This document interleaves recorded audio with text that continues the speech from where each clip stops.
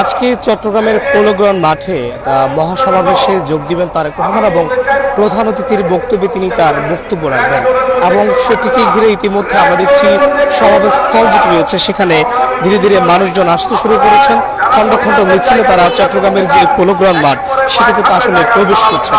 একটু জানিয়ে রাখতে চাই, মূলত গত এক সপ্তাহ ধরে চট্টগ্রামের এই পোলোগ্রাউন্ড মাঠকে প্রস্তুত করা হয়েছে। ইতিমধ্যে আমরা দেখছি যে আজকে নেতাকর্মীরা সকাল থেকে অর্থাৎ ভোরবেলা থেকেই তারা আসতে শুরু করেছেন। আমরা দেখেছি গতকালকে সকালেই মূলত দূর দূরান্ত থেকে দুর্গম এলাকা থেকে নেতাকর্মীরা বিভিন্ন পাহাড়ি অঞ্চল থেকে আসলে গতকাল তারা বাস যোগে বিভিন্ন যানবাহনে করে তারা চট্টগ্রামের এই পোলোগ্রাউন্ড মাঠে আসতে শুরু করে এবং রাতে তারা চট্টগ্রামের এই পোলোগ্রাউন্ড মাঠে অবস্থান নেন। পরবর্তীতে আমরা দেখতে পেয়েছি যে সারা রাতে তারা মাঠে অবস্থান নেন। ভোরবেলা অনেকেই বিভিন্ন দূর দূরান্ত থেকে চট্টগ্রামের এই পোলোগ্রাউন্ড মাঠে আসতে শুরু করেন। একটু জানিয়ে রাখতে চাই, আজকের এই মহাসমাবেশকে ঘিরে 10 লাখ মানুষের যে সমাগম ঘটবে সেটি আসলে আশা করছেন নেতাকর্মীরা এবং তাদের সাথে আমরা কথা বলেছি। তারা বলছিলেন যে আজকের যে সমাবেশ সেটিকে কেন্দ্র করে কঠোরভাবে নিরাপত্তার দিক থেকে গুরুত্ব দেওয়া হয়েছে, নিরাপত্তা ব্যবস্থা জোরদার করা হয়েছে। পুলিশ, সেনাবাহিনী, এপিবিএন এবং র্যাবের সদস্য, একই সাথে গোয়েন্দা সংস্থার সদস্যরাও কিন্তু এখানে মোতায়েন আছেন এবং ঠিক নিরাপত্তার দিকে বেশি গুরুত্ব দেওয়া হচ্ছে। আমরা দেখেছি গতকাল ঠিক 7:15টায় চট্টগ্রাম বিমানবন্দরে তারেক রহমানের যে বহনকারী বিমান সেটি এসে পৌঁছায় এবং তাকে স্বাগত জানাতে বিএনপির নেতাকর্মীরা সড়কের দুপাশে তাকে সংবর্ধনা জানিয়েছেন, তাকে গ্রহণ করেছেন, সাদরে বরণ করে নিয়েছেন।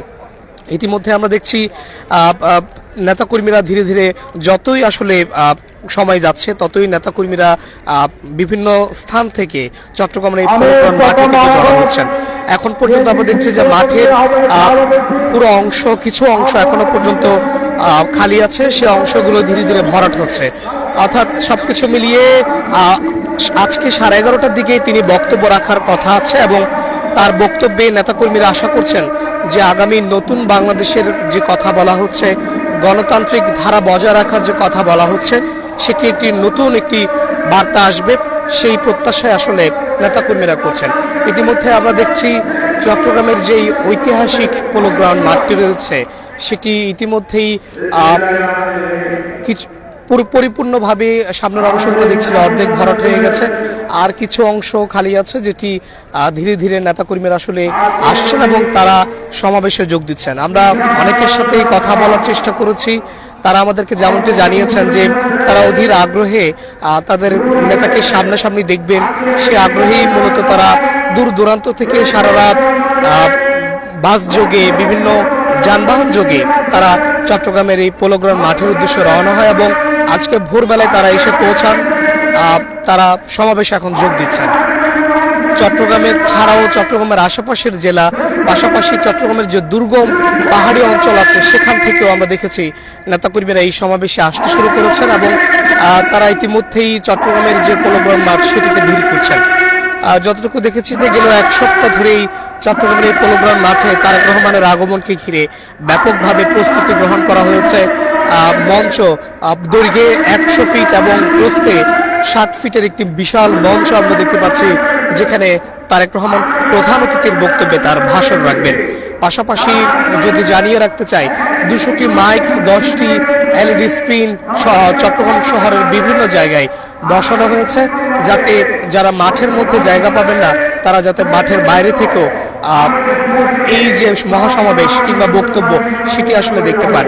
সবকিছু মিলিয়ে নেতাকর্মীদের মাঝে এক প্রকার উচ্ছ্বাস আমরা দেখতে পাচ্ছি এবং সেই সাথে আমরা দেখেছি যে গতকাল তারেক রহমানকে ঘিরে নেতাকর্মীদের মাঝে বাড়তি উন্মাদনা আমরা দেখেছি। তাদের সাথে কথা বলার চেষ্টা করেছি, তারা আমাদেরকে যেমনটি জানিয়েছেন দীর্ঘ 2 যুগ পর চট্টগ্রামে আসছেন তারেক রহমান। সবশেষ 2005 সালে তিনি চট্টগ্রামে এসেছিলেন এবং 2 দশক সময় পর অর্থাৎ প্রায় 20 বছর পর এখন তারেক রহমানের আগমন ঘটছে এবং আগামীর নতুন বাংলাদেশ গড়ার লক্ষ্যে নতুন কোনো বার্তা আসতে পারে তার বক্তব্যের মাধ্যমে, সেই প্রত্যাশা আসলে নেতাকর্মীরা করছেন। ইতিমধ্যে আমরা দেখছি গণমাধ্যম কর্মীদের ভিড় হয়ে গেছে, নেতাকর্মীদের ভিড় আমরা দেখতে পাচ্ছি এবং সময় যত বাড়ছে ততই আসলে ধীরে ধীরে নেতাকর্মীরা আসলে আসতে শুরু করছেন। আমরা দেখছি তারা খন্ড খন্ড মিছিলে চট্টগ্রামের এই পোলোগ্রাউন্ড মাঠে আসলে জড়ো হচ্ছেন। যদি একটু জানিয়ে রাখতে চাই যে মূলত আজকের এই মহাসমাবেশটি দীর্ঘ 2 দশক পর আসলে অনুষ্ঠিত হচ্ছে এবং এই সমাবেশকে ঘিরে নেতাকর্মীদের মাঝে বাড়তি যে উচ্ছ্বাস সেটিও কিন্তু রয়েছে।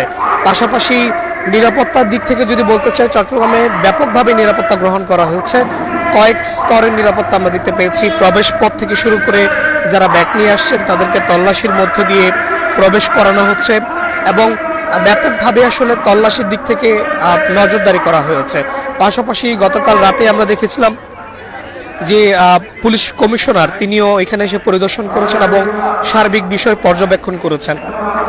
সবকিছু মিলিয়ে আজকে 11:30টায় তারেক রহমান চট্টগ্রামের এই পোলো গ্রাউন্ড মাঠে আসার কথা এবং তিনি বক্তব্য রাখার কথা। পাশাপাশি তিনি বর্তমানে রেডিসন ব্লুতে আছেন এবং সেখানে ঠিক কিছুক্ষণ পরে তরুণদের সাথে একটি মত বিনিময় সভা আছে, সেখানে তার যোগ দেওয়ার কথা আছে। সবকিছু মিলিয়ে তার সমাবেশ সফল করতে নেতাকর্মীর ইতিমধ্যে আসলে চট্টগ্রামের যে পোলো গ্রাউন্ড মাঠ সেটাতে আসলে ধীরে ধীরে আসতে শুরু করেছেন। এখন 9টা বাজার আর 5 মিনিট বাকি। ধীরে ধীরে সময় যতই গড়াচ্ছে ইতিমধ্যে দেখছি যে মাঠের অর্ধেক অংশ কিন্তু পরিপূর্ণ হয়ে গেছে। ঢাকঢোল পিটিয়ে নেতাকর্মীরা মাঠে আসছেন, উৎসবমুখর পরিবেশ কিন্তু বিরাজ করছে। এই ছিল মাঠের খবরাখবর, আমার কাছে থাকা সবশেষ।